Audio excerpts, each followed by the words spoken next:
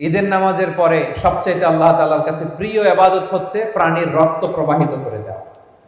এবং বিষ্ণু ইসা ইসলাম বলেছেন কিয়ামতের দিন এই প্রাণী তার শিং, তার চামড়া, তার পশম নিয়ে বিশাল সওয়াবের পাহাড় হয়ে দাঁড়াবে। পড়েন আল্লাহু আকবার। যারা হজে আছেন আল্লাহ তাআলা তাদের হজকে কবুল করুন।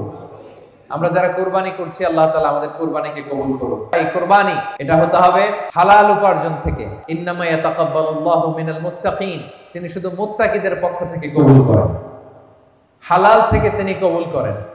হারাম দিয়ে বিশাল 5 লক্ষ টাকা দিয়ে আপনি হাটের সবচাইতে বড় গরুটা কুরবানি করেছেন, ওই কুরবানি কশিনকাল আল্লাহ তাআলার দরবারে কবুল হবে। আর সামান্য কিছু অর্থের মালিক আপনি, একা একটা কুরবানি দেওয়ার সক্ষমতা নাই, হায়রে 7 জন মিলে ভাগে কুরবানি দিবেন, ওইটা আল্লাহর আরশে আগে কবুল হয়ে যাবে। এজন্য আমরা সবসময় হালালের সাথে থাকবো। কিসের সাথে?